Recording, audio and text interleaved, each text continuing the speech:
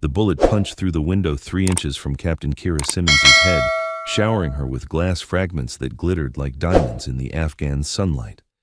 She dropped to the floor on pure instinct, her hand already reaching for the rifle she wasn't supposed to have, while around her the forward operating base erupted into chaos. "Sniper! Sniper in the hills!" someone screamed. Another shot cracked through the air, and Lieutenant Morrison, standing exactly where Kira had been 2 seconds earlier, collapsed with a hole through his throat, blood spreading across the operations center floor in a pool that reflected the overhead lights.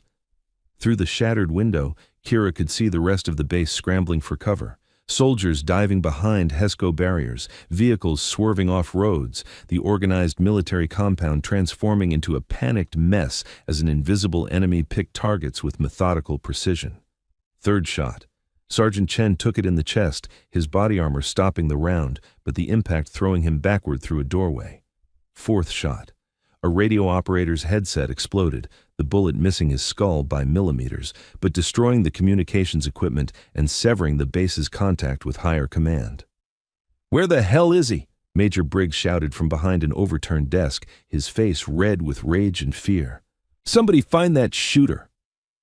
Kira was already moving, staying low, her mind calculating angles and trajectories while everyone else was still processing the attack.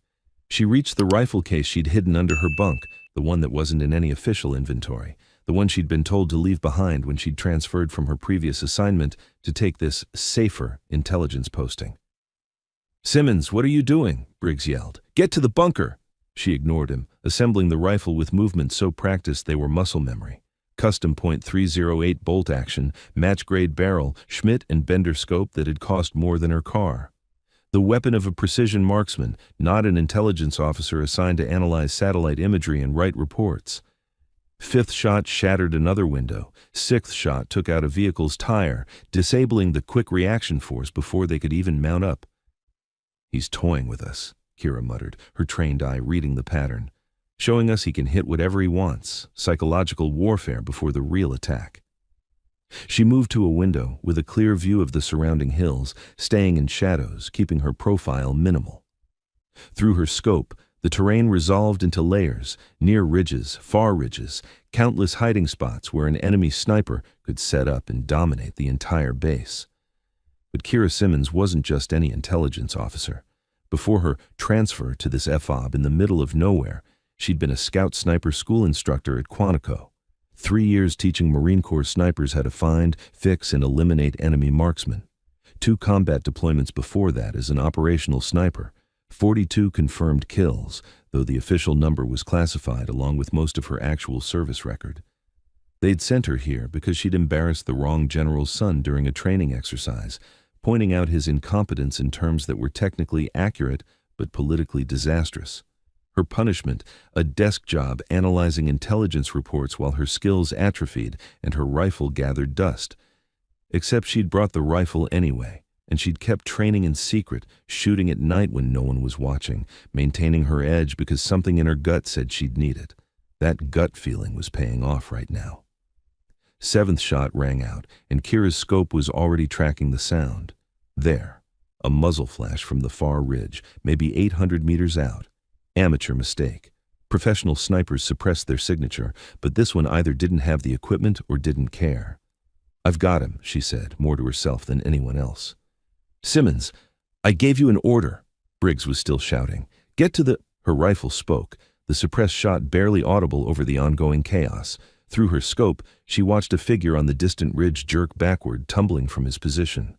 Eighth shot came from a different direction. Not one sniper, multiple shooters. Kira's mind shifted into combat mode, the mode she'd been trained in and had trained others to achieve. Calm, analytical, deadly. She began scanning methodically, looking for the telltale signs. Unnatural shadows, scope glint, disturbed vegetation. There. Second position, northern ridge, 900 meters, elevated angle, partially concealed behind rocks. The shooter had just fired and was working his bolt action, confident that no one in the base could threaten him at this range. He was wrong. Kira adjusted for distance, wind, and the extreme angle. Her breathing slowed. Her finger found the trigger's break point. The crosshairs settled on a shape that was more shadow than substance. She fired. The shape collapsed. 2 down, she whispered. How many more? Ninth shot answered her question, coming from yet another position. At least 3 enemy snipers, possibly more, all positioned to create overlapping fields of fire that turned the FOB into a killing ground. This wasn't random harassment. This was a coordinated attack designed to pin down the Americans while something else happened. Major, Kira called out, still scanning through her scope. This is a fixing action. They're keeping us suppressed while another force moves into position. We need to eliminate these snipers now, or we're going to have a much bigger problem. And who the hell put you in charge? Briggs snapped back. The guy who used to teach Marine Corps scout snipers how to do exactly what I'm doing right now. She found the third shooter, Western Ridge, maybe 700 meters, behind a natural rock formation that provided excellent cover. You want to debate my credentials, or you want me to keep these assholes from killing your people? Briggs opened his mouth, then closed it. Another bullet cracked through the air, missing him by inches. Do it. Kill them all. Kira allowed herself a cold smile. With pleasure, she adjusted her position, finding a spot with better angles on the Western Ridge. The enemy sniper there was good. He'd barely exposed himself, using the rock formation to maximum advantage. But good wasn't good enough when you were up against someone who'd spent 3 years teaching the best marksmen in the U.S. military how to be better. She watched him for 30 seconds, learning his pattern. He'd rise slightly to acquire a target, fire, then drop back into cover. Professional technique, but predictable once you understood the rhythm. Wait for it. Wait. He rose. Her crosshairs were already there, leading him by a fraction. She fired the instant his head cleared the rocks, 3 down. But the enemy was adapting. The remaining snipers, however many there were, had stopped firing, gone to ground. They knew someone was shooting back, someone who could reach out to 800 and 900 meters and make kills in conditions that would challenge most marksmen. The base had gone quiet, everyone frozen in whatever cover they'd found, waiting to see what happened next. Kira used the silence to think tactically. Multiple enemy snipers, coordinated attack, fixing action to prevent response to some other threat.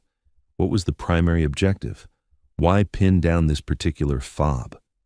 And then she heard it, the distant sound of truck engines coming from the east, where the base's defensive coverage was weakest, because everyone had assumed the terrain was too rough for vehicles. Major, she said urgently, they're coming from the east. Probably a vehicle-mounted assault while we're pinned by the snipers. You need to reposition the QRF now. How do you? Because that's what I would do. The snipers aren't the main attack, they're the distraction. Move your people or we're going to be overrun. For the first time since the shooting started, Briggs looked at her, really looked at her, and saw something other than the intelligence officer he'd been dismissing for the past 3 months. He saw someone who'd done this before, who knew how attacks like this unfolded, who might be the only person in this FOB with the skills to get them out alive. All units, he barked into his radio. Eastern perimeter, prepare for vehicle assault. QRF, establish defensive positions, priority east. Simmons, I'll handle the snipers, she said, already moving to a position with better coverage of the likely enemy hide sites. Just keep them off my back while I work. She'd dropped 3 enemy shooters in under 5 minutes. Now, she had to find and eliminate however many remained before they started killing Americans again, or before the vehicle assault reached the base. No pressure. Kira Simmons had spent 3 years teaching Marines how to win sniper duels. Now she was about to demonstrate that she was still better than any of her students. And the enemy snipers in those hills were about to learn why you didn't pick fights with scout sniper school instructors, even ones who'd been shuffled off to desk jobs, especially ones who'd been shuffled off to desk jobs, because they had something to prove. 30 minutes earlier, the morning briefing had been routine, tediously, mind-numbingly routine. Captain Kira Simmons sat in the back of the operations center, half listening to Major Briggs drone on about patrol schedules and supply requisitions, while she mentally calculated wind values and bullet trajectories for terrain she could see through the window. Old habits died hard. Simmons, are you paying attention? She focused on Briggs, whose red face suggested he'd asked her a question she hadn't heard. Yes, sir. Patrol routes, supply convoy, intelligence update on enemy activity in the northern sector. I asked you about the intelligence update. What do you have? Kira pulled up her tablet, displaying the analysis she'd completed at 0400 hours while everyone else was sleeping. Enemy activity has increased 47% in the northern hills over the past 2 weeks.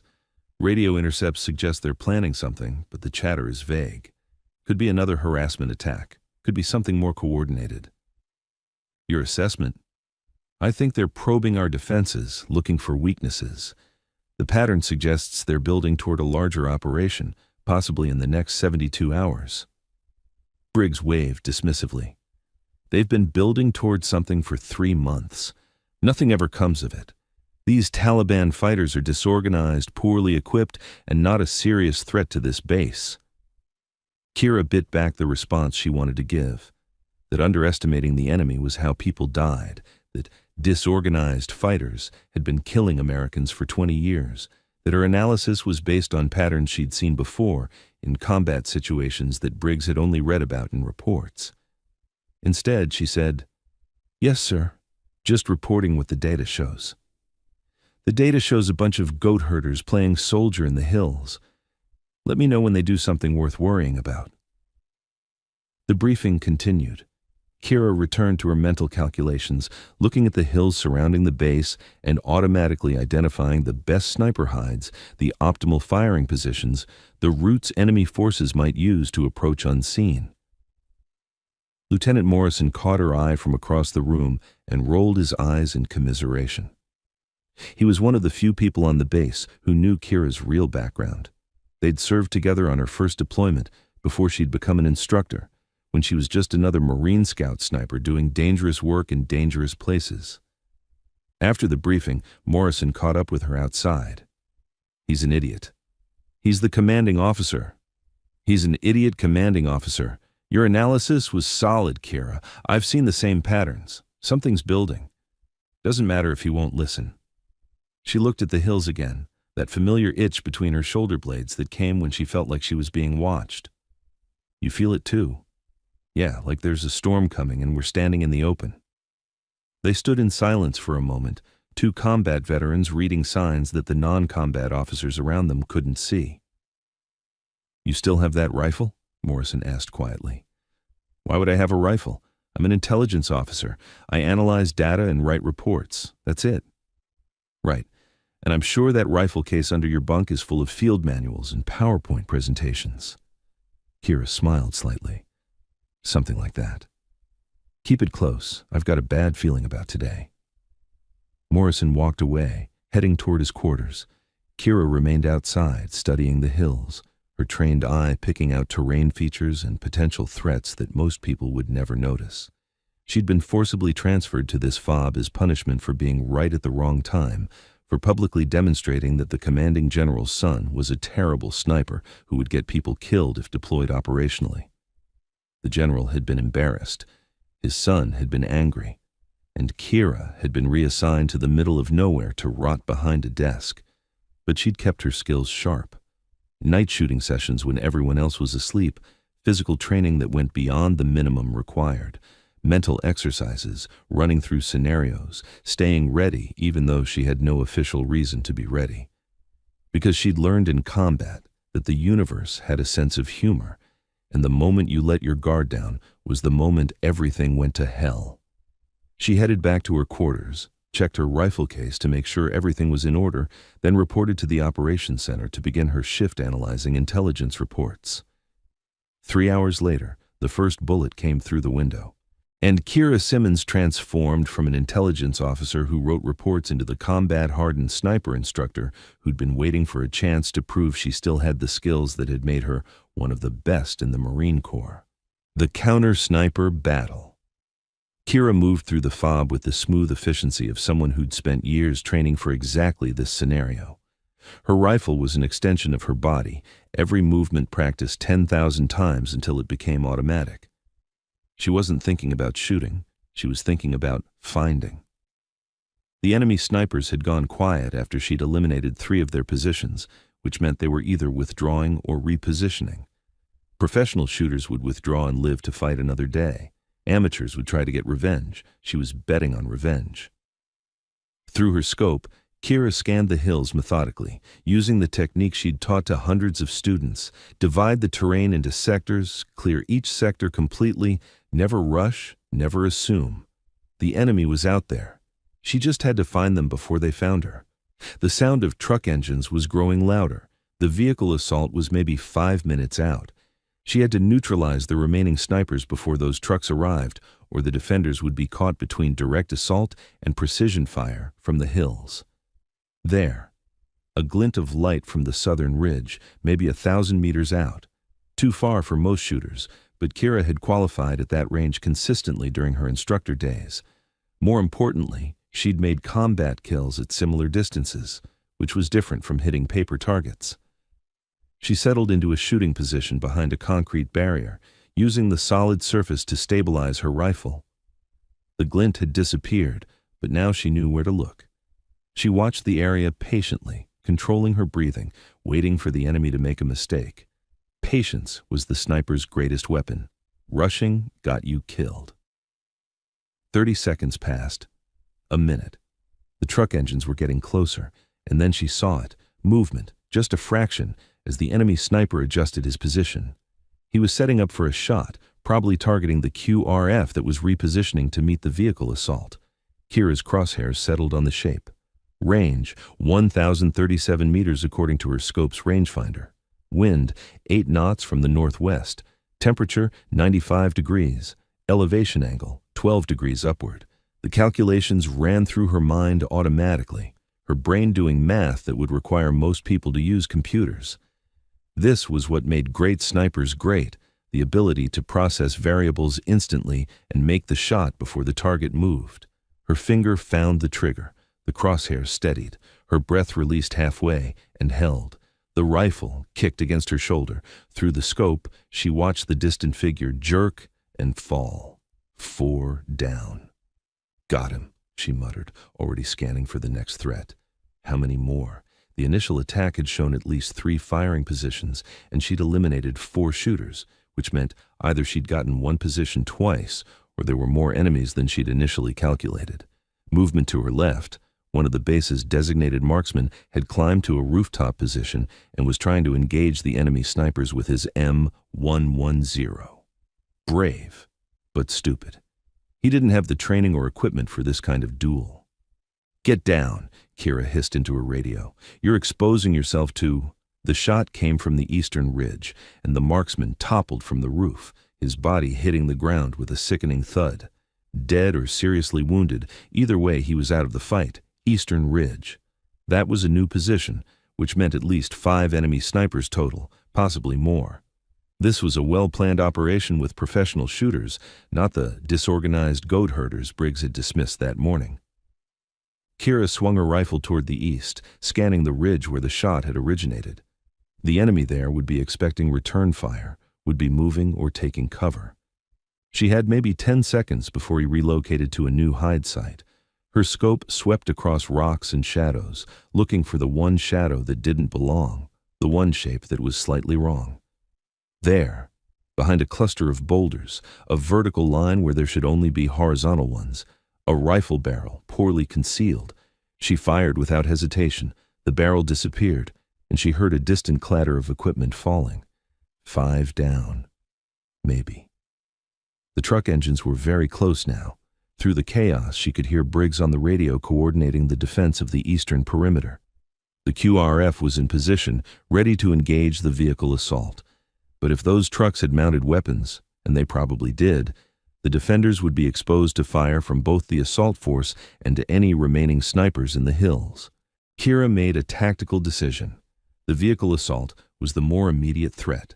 The snipers were important, but if those trucks broke through, the base would be overrun. She needed to neutralize the assault, and the best way to do that was to take out the vehicles before they could deploy their fighters. She repositioned to a location with clear sightlines to the eastern approach. Through her scope, she could see dust clouds rising from the wadi, 4 trucks moving fast, mounted weapons visible on at least 2 of them. Range, 600 meters, and closing. Kira shifted her focus. Vehicle crews were different targets than stationary snipers. They were moving, which made the math more complicated. but they were also more exposed, and a vehicle was a bigger target than a human head. She waited until the lead truck crested a rise, exposing its front grille. Her first shot took out the radiator, steam erupting from the punctured engine. The truck slewed to a halt, blocking the narrow wadi and forcing the others to stop. Confusion in the convoy. Perfect. Second shot, she aimed at the machine gunner on the second truck. He dropped, and the weapon swung wildly as he fell against it. Third shot, the driver of the third truck visible through the windshield. The truck veered off the path and crashed into a boulder. The convoy was in chaos now, fighters bailing out of the vehicles, taking cover, trying to figure out where the devastating fire was coming from. They'd expected to roll up to an FOB that was pinned down by snipers, not to take precision fire from an enemy they couldn't see. But Kira's focus on the trucks had given the remaining hill snipers an opening. A bullet cracked past her head, close enough that she felt the pressure wave. She rolled to the side as a second shot punched through the space where she'd been. Northern Ridge. The first sniper position she'd engaged. Had she missed, or was there a second shooter there? She had to assume second shooter, which meant at least 6 enemy snipers total, possibly more. This was a larger operation than anyone had anticipated, and they'd been lucky that Kira had the skills to fight back. But luck ran out if you pushed it too far.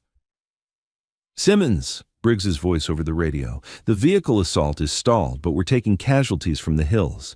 Can you do something about those snipers?" "Working on it, sir." She was already repositioning, moving to a new firing point before the enemy could zero in on her previous location. "How's the QRF?" "Holding position. The vehicles are stopped, but we've got 20-plus dismounted fighters taking cover in the wadi. If they organize an assault on foot, they won't. Their plan depended on vehicle-mounted shock. They're pinned now, same as they tried to pin us. Keep pressure on them and they'll withdraw." "You sound very confident about that." "I've seen this before, sir. Trust me." She reached a new position, the corner of a supply building with angles on both the northern ridge and the wadi. The defending QRF was laying down suppressive fire on the stranded assault force, keeping them behind cover. But the sniper on the northern ridge was still active, still dangerous. Kira focused on the ridge, looking for any sign of the shooter. He'd be cautious now, knowing that someone with serious skills was hunting him.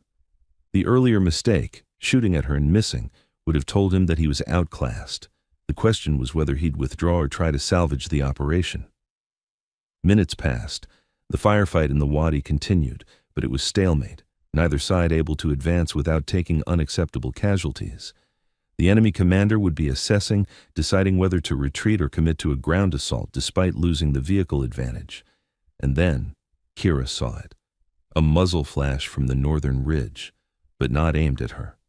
The enemy sniper was targeting the QRF, trying to break their defensive line and allow the ground assault to succeed.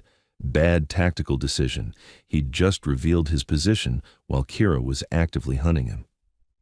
She put her crosshairs on the spot where she'd seen the flash, estimated where the shooter would be based on terrain and angle, and adjusted slightly to account for his likely position behind cover. Then she waited.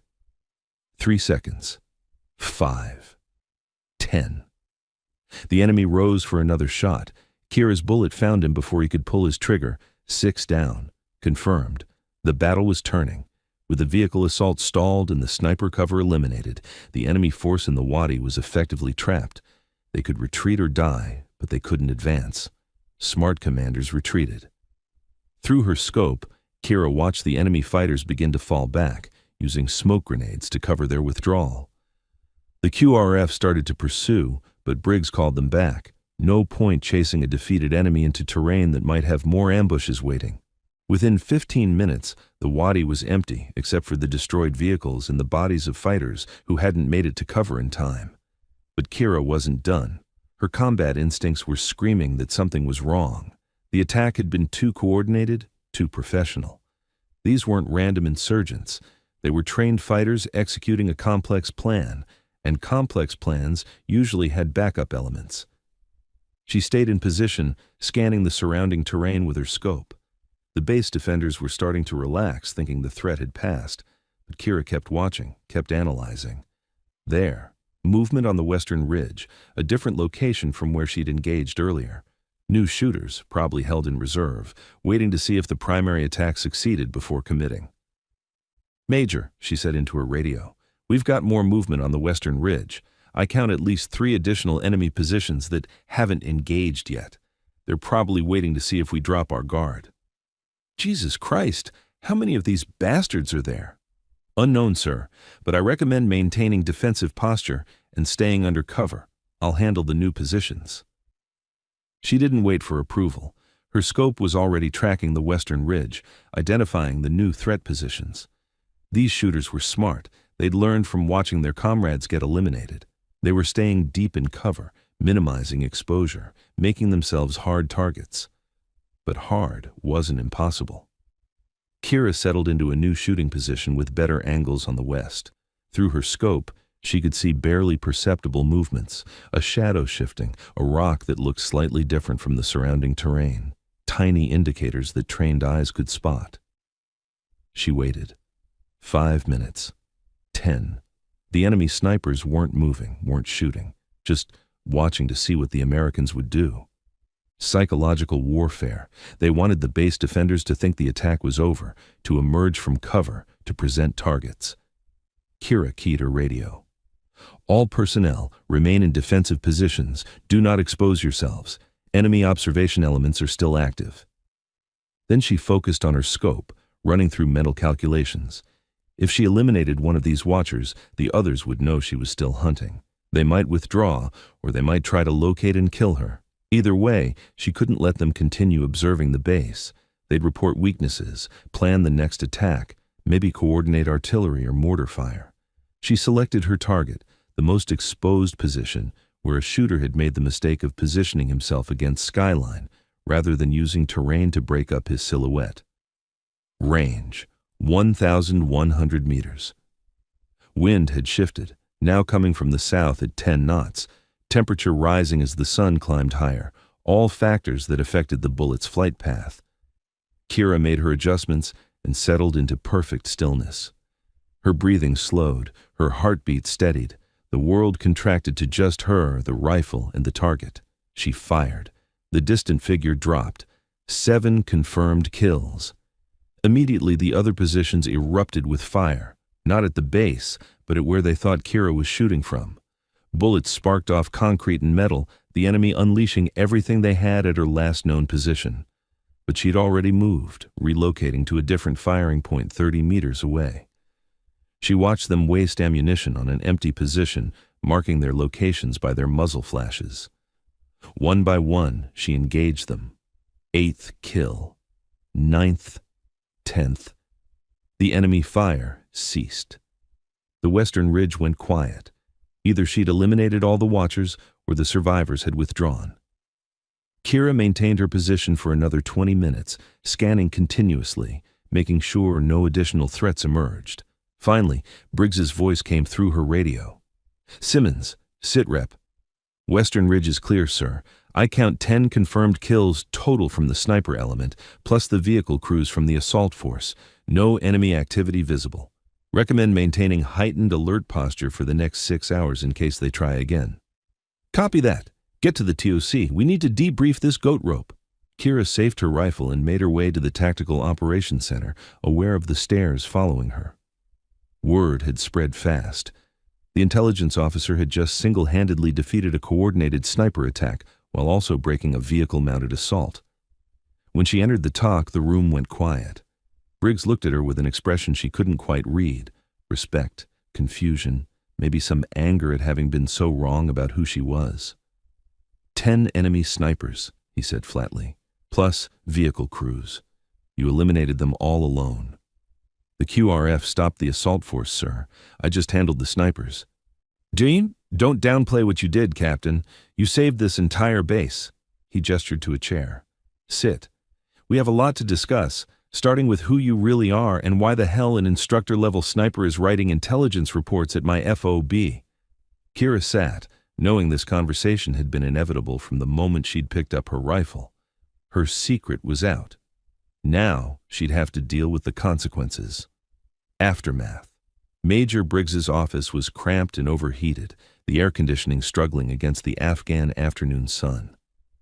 Kira stood at attention while Briggs sat behind his desk, her rifle case propped against the wall beside her. "Explain," Briggs said flatly. "Sir, enemy forces initiated a coordinated attack consisting of—" "Not the attack, Simmons. Explain why my intelligence officer has a custom sniper rifle and apparently knows how to use it better than my designated marksman. Explain why you were running counter-sniper operations instead of analyzing data like your assignment indicates. Explain everything I don't know about you, because clearly there's a lot." Kira had known this conversation was coming. She just hoped to have more time to prepare. "My official assignment is intelligence officer, sir. My previous assignment was Scout Sniper School instructor at Quantico. Before that, operational Marine Scout Sniper, 2 combat deployments, multiple classified operations. So why are you here writing reports instead of teaching or operating?" "I was reassigned, sir." "By whom?" I don't care if it's classified. By whom?" Kira hesitated, then decided honesty was the only viable option. "General Matthews reassigned me after I failed his son during a sniper training evolution.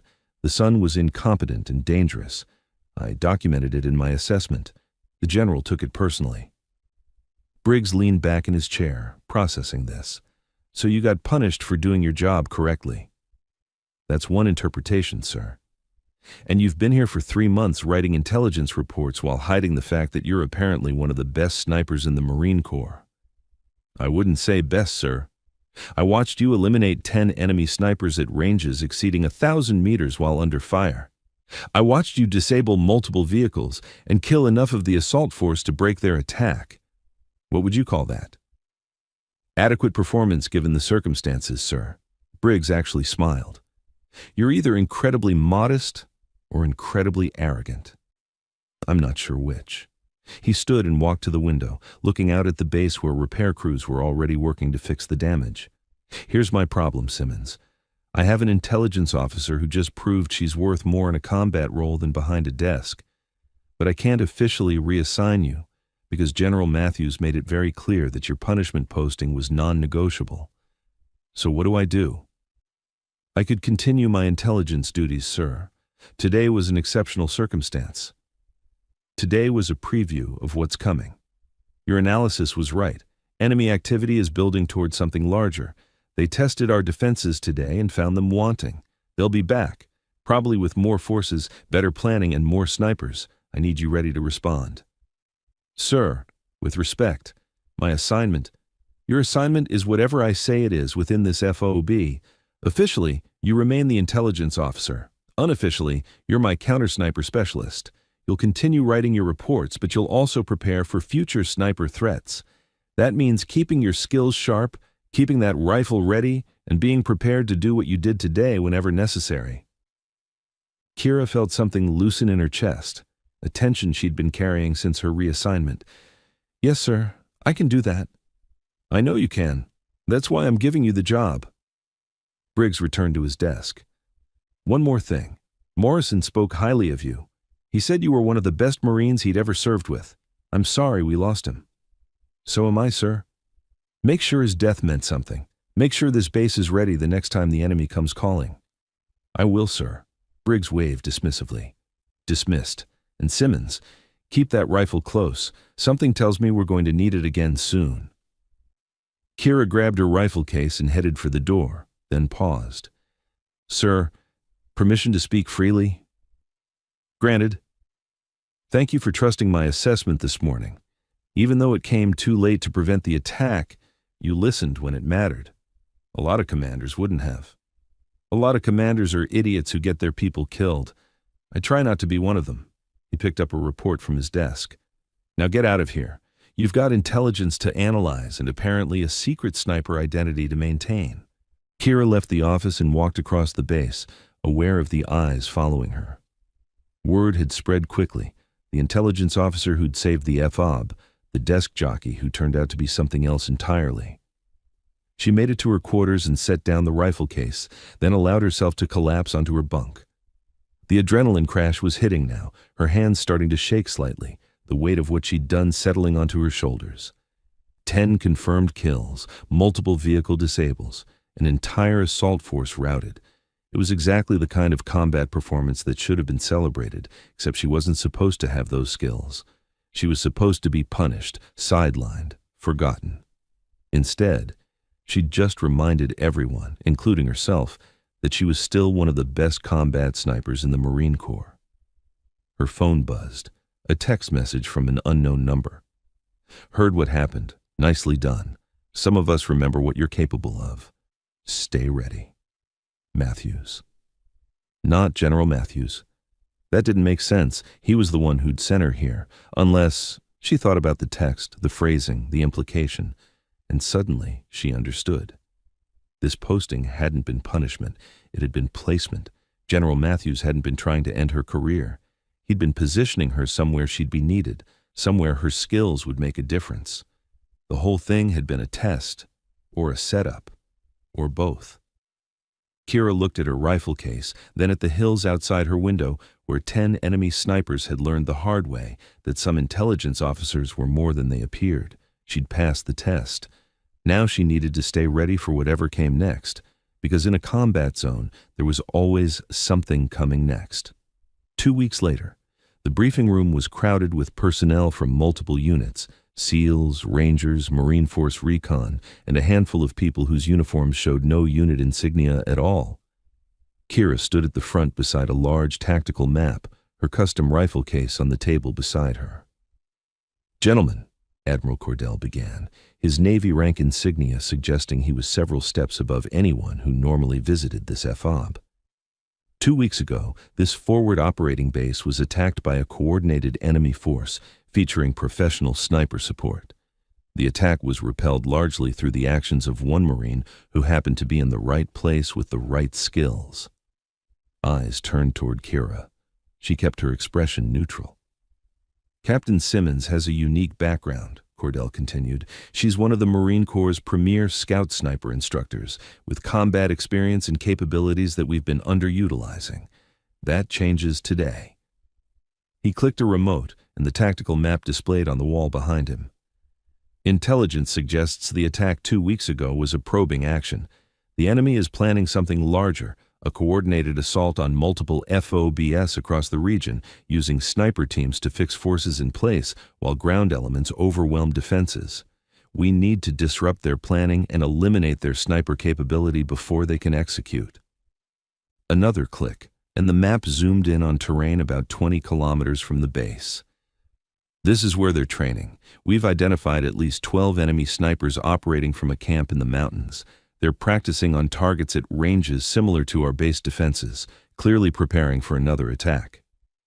Admiral Cordell looked directly at Kira.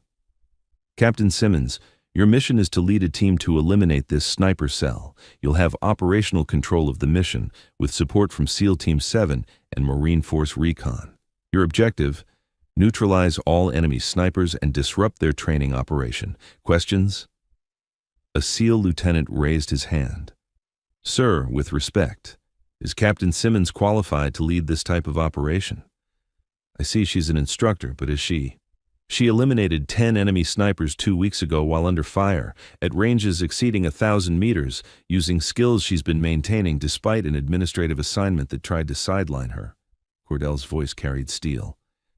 "If anyone in this room thinks they're better qualified to hunt enemy snipers, speak up now."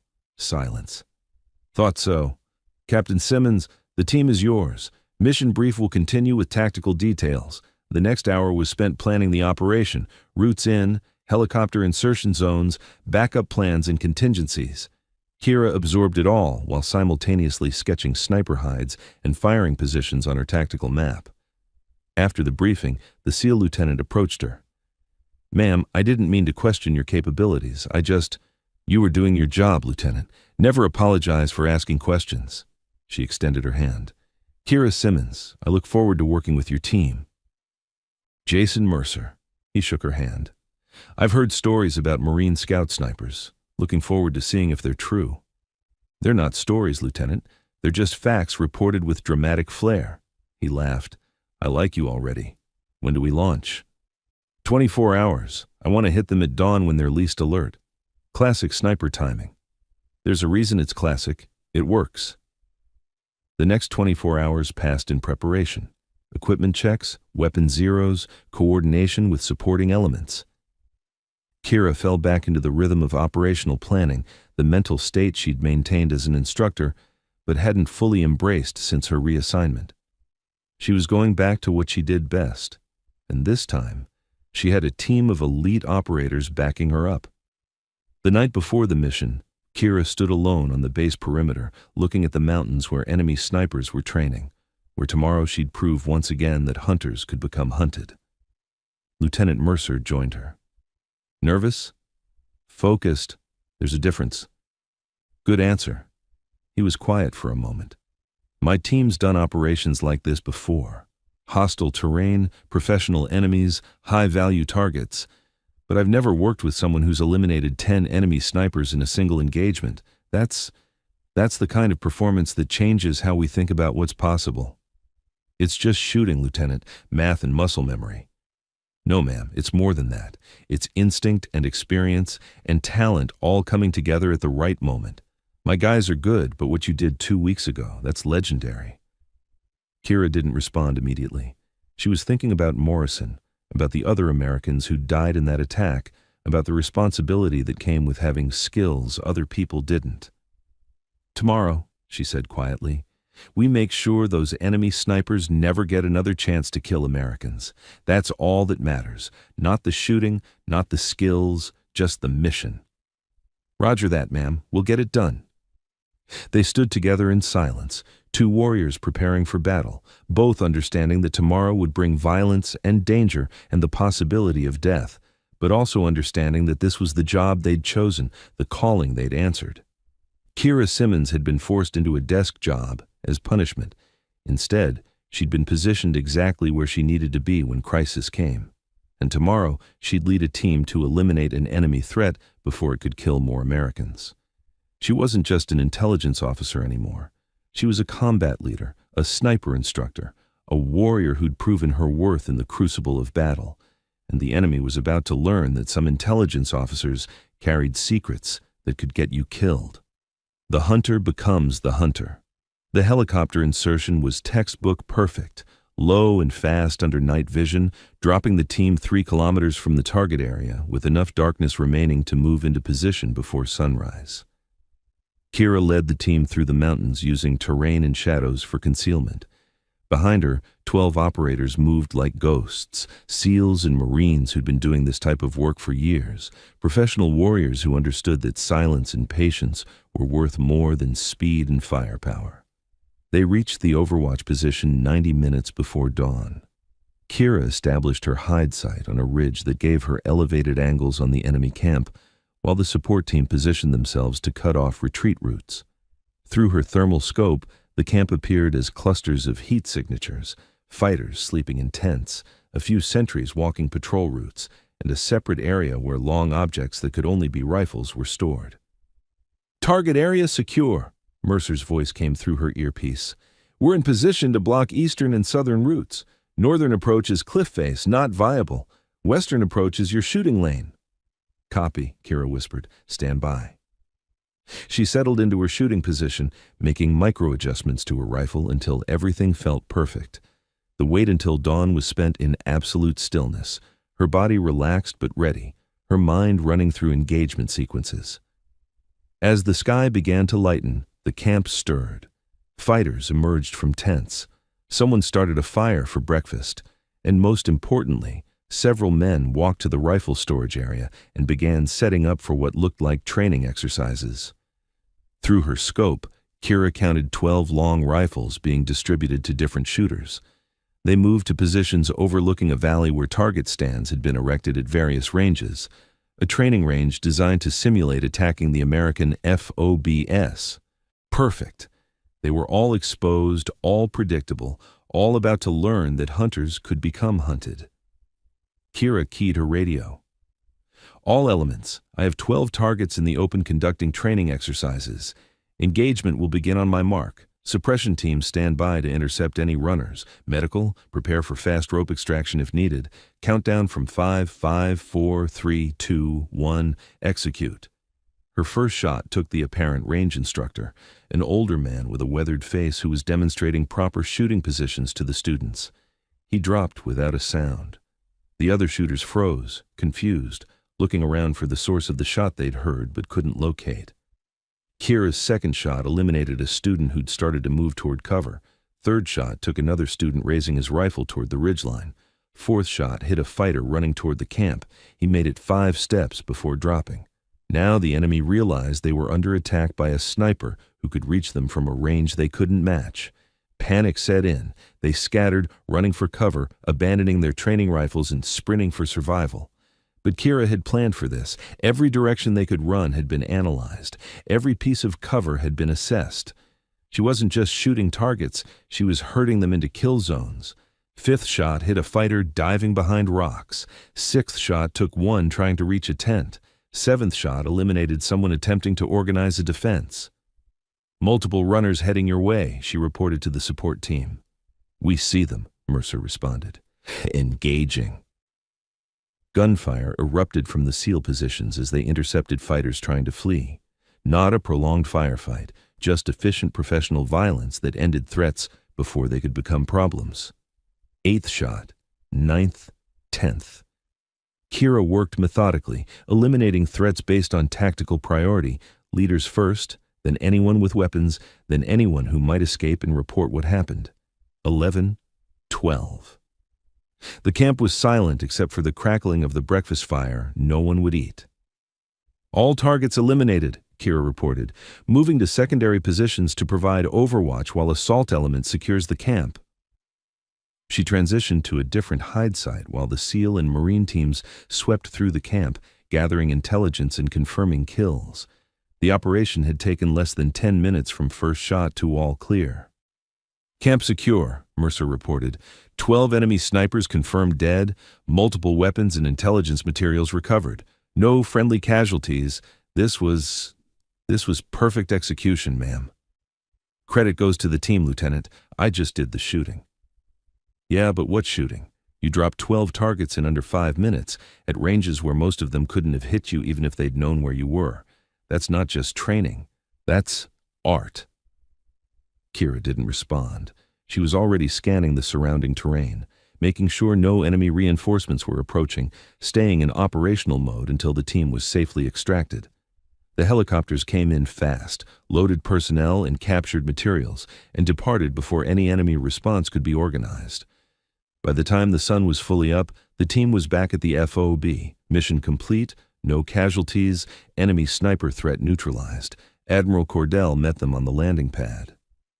"Outstanding work, all of you. Captain Simmons, particularly outstanding. Your mission brief will be the foundation for how we handle similar threats across the theater." "Thank you, sir. Walk with me." They moved away from the landing pad, leaving the team to debrief and store their equipment. Cordell waited until they were alone before speaking again. "General Matthews sends his regards." "Sir? Your transfer here wasn't punishment, Captain. It was positioning. We needed someone with your skills in this region, but we couldn't just assign a scout sniper instructor to a FOB without drawing attention. So Matthews manufactured a reason for your reassignment that looked like punishment, but was actually preparation." Kira processed this. The General's son failing sniper training was staged? The son is actually a decent shot. That's very manipulative, sir. It's very effective, Captain. And it kept you alive to do what you did 2 weeks ago and what you did today. Would you rather have been operating openly and become a priority target for enemy forces? She had to admit he had a point. "Your official assignment remains intelligence officer," Cordell continued, "but your real job is what you've been doing, eliminating enemy sniper threats and training our people to do the same. We're establishing a dedicated counter-sniper unit, and you're going to run it. Interested?" Kira looked at the FOB, at the mountains beyond, at the rifle case being carried by one of her team members. 3 months ago, she'd thought her career was over. Now she was being offered the chance to build something new, something that would save lives and change how the military approached counter-sniper operations. "Yes, sir. I'm interested." "Good. Get some rest. Tomorrow we start building your unit." Admiral Cordell walked away, leaving Kira standing on the tarmac contemplating how her life had just changed again, from instructor to desk jockey to combat operator to unit commander, all within a few months. Lieutenant Mercer approached with 2 bottles of water. Heard you're starting a counter-sniper unit. News travels fast. Small world in special operations. I want in. You're a SEAL, Lieutenant. I'm building a Marine unit. Build a joint unit. Navy, Marines, Army, whoever has the skills. You need the best people, not the best Marines. He had a point. Let me think about it, Kira said, but I appreciate the interest. Think fast. I'm pretty sure half the people on that mission are going to volunteer. You just showed them something they'd never seen before. Perfect sniper craft executed under pressure against trained opponents. That's rare. He walked away, leaving Kira with her thoughts in her water bottle. She'd been sent here as punishment, she'd stayed as preparation, and now she was being asked to lead, to build, to create something that would make American forces safer and more effective. It was more responsibility than she'd ever expected, but it was also more opportunity than she'd imagined possible. Kira Simmons had been just the intelligence officer until enemy snipers appeared and learned that some intelligence officers had secrets worth discovering. Now she was something else entirely. The commander of the unit that would hunt the hunters, the instructor who would train the next generation, the warrior who'd proved that you couldn't judge capability by assignment. And somewhere in a general's office, Matthews was probably smiling, knowing that his manipulative plan had worked exactly as intended. Kira decided she was okay with that, because the results spoke for themselves. 22 enemy snipers eliminated, multiple attacks prevented, an entire enemy training operation destroyed, and a new counter-sniper unit about to be established that would protect American forces for years to come. Not bad for someone who was supposed to be writing reports and staying out of trouble. Not bad at all. 6 months forward. The classroom at Quantico was filled with 30 of the best snipers from every branch of the military. Marine Scout snipers, Army Rangers, Navy SEALs, Air Force Special Operations, all of them selected for the inaugural class of the Joint Counter-Sniper Operations course. Captain Kira Simmons stood at the front, her custom rifle disassembled on the table beside her, each component labeled for the demonstration she was about to conduct. Welcome to JCOS, she began. Some of you already know me. Most of you have heard stories about what happened in Afghanistan 6 months ago. I'm here to tell you that stories don't matter. What matters is that we're building something new, a capability that will save American lives and change how we approach sniper threats in combat zones. She picked up her rifle's bolt assembly. This course isn't about making you better shooters. You're already excellent shooters, or you wouldn't be here. This course is about making you better hunters, about teaching you to think like enemy snipers so you can predict them, locate them, and eliminate them before they can kill Americans. Lieutenant Mercer, now officially assigned as her second-in-command, stepped forward with a tactical map. Over the next 12 weeks, you'll learn techniques that Captain Simmons developed through combat experience and refined through years of instruction. You'll study enemy tactics, practice counter-sniper operations, and conduct live-fire exercises against some of the best opposition forces we can provide, Kira continued.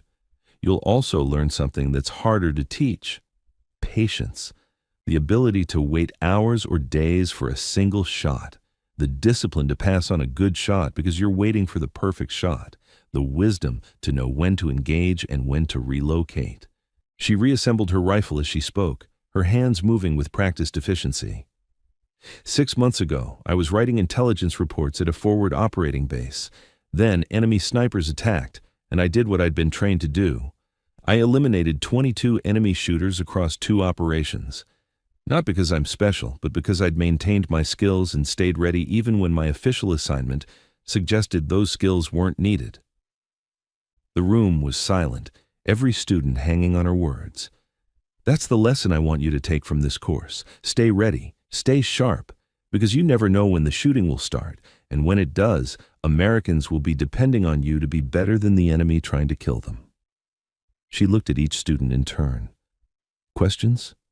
A Marine Staff Sergeant raised his hand.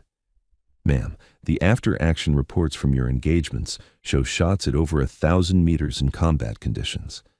How do you maintain that level of precision under stress? Training until the skills become automatic. understanding that stress is just a mental state that can be managed, and remembering that every shot matters, not for my career or my reputation, but for the Americans who will stay alive if I make the shot and die if I miss. Another question. What's the most important skill for a counter-sniper? Kira thought for a moment. Patience. More enemy snipers are defeated by waiting them out than by outshoo them. Learn to be comfortable in uncomfortable positions. Learn to watch without moving. Learn to think like your enemy so you can anticipate their next move. The questions continued for another 30 minutes before Kira dismissed them to begin the actual coursework. As the students filed out, Admiral Cordell entered the classroom. Impressive start, Captain, though I notice you downplayed your role in those operations. The mission matters, sir, not my ego. Spoken like a true professional. He set a folder on her desk. New intelligence suggests enemy sniper activity is increasing in 3 different theaters. We're going to need your unit operational faster than planned. Kira opened the folder, scanning the reports. More attacks, more coordinated sniper operations, more Americans at risk. How fast? 8 weeks instead of 12 for this first class. Can you do it? She looked at the rifle on her desk, then at the tactical maps on the walls, then at the door where 30 elite snipers had just exited, ready to learn everything she could teach them. Yes, sir. We can do it. I knew you'd say that. Cordell headed for the door, then paused. One more thing. General Matthews wanted me to tell you he's proud of how this turned out. His son sends his regards too. Apparently playing the incompetent student was harder than actually being a good sniper. Kira laughed despite herself. Tell them both I said thanks, for the opportunity and for the manipulation that made it possible. Will do. Now get back to work. Those students aren't going to train themselves. After he left, Kira stood alone in the classroom, thinking about the journey that had brought her here. From operational sniper to instructor to punished desk jockey to combat hero to unit commander. Every step had seemed random at the time, but looking back, she could see the pattern. She'd been positioned exactly where she needed to be when crisis came. And now, she was positioning the next generation to do the same, to be ready when the shooting started, to be better than the enemy, to be the difference between Americans living or dying. Lieutenant Mercer stuck his head in the door. Ma'am, the range is prepped for the first live fire exercise. Students are gearing up. I'll be right there. She picked up her rifle case and headed for the door, then stopped to look back at the classroom one more time. This was where it would start. The program that would train the hunters who hunted the hunters, the operators who would make American forces safer, the professionals who would prove that counter-sniper operations were both an art and a science. Kira Simmons had been just the intelligence officer until enemy snipers appeared and met a scout sniper instructor who'd been hiding in plain sight. Now, she was building an army of people just like her, warriors who could write reports and eliminate threats, analysts who could shoot at 1,000 meters, professionals who understood that sometimes the most dangerous person in the room was the one nobody expected. The enemy wouldn't see them coming, and by the time they figured it out, it would already be too late. Just like it had been for those 22 enemy snipers who'd made the fatal mistake of attacking an FOB where Kira Simmons happened to be stationed. She walked out of the classroom toward the range, ready to train the next generation, ready to build something that would last long after she was gone, ready to prove that some intelligence officers carried secrets that changed everything. The afternoon sun beat down on the Quantico range as Kira watched her students take their positions. 30 elite snipers, each one already among the best in their respective services, now learning to be even better. She saw herself in them, the dedication, the precision, the unwavering commitment to excellence. Through her binoculars, she observed their technique. Most were good, a few were exceptional, but they all had room to improve, and that's why they were here. Wind's picking up from the northwest, she called out. Adjust your holds accordingly. Remember, the rifle doesn't miss. You do. One of the students, a Marine Staff Sergeant named Torres, made a perfect adjustment and sent his round exactly on target at 1,200 meters. Kira nodded approvingly. That's what she wanted to see. Not just good shooting, but adaptive thinking under changing conditions. Lieutenant Mercer approached with a tablet showing the day's scores. "Ma'am, overall performance is exceeding expectations. At this rate, we'll have them combat ready in 6 weeks instead of 8. "Good. But don't let them get comfortable. Comfortable gets people killed." She paused, watching another student make a difficult shot. "How many volunteers do we have for the second class?" 47 and counting. Word spreading fast about what we're building here." Kira smiled. The program was working. The mission was succeeding. And somewhere out there, enemy snipers were about to face American forces, trained by the woman who'd eliminated 22 of their compatriots. They wouldn't stand a chance. If this story moved you, don't forget to subscribe for more inspiring tales of courage.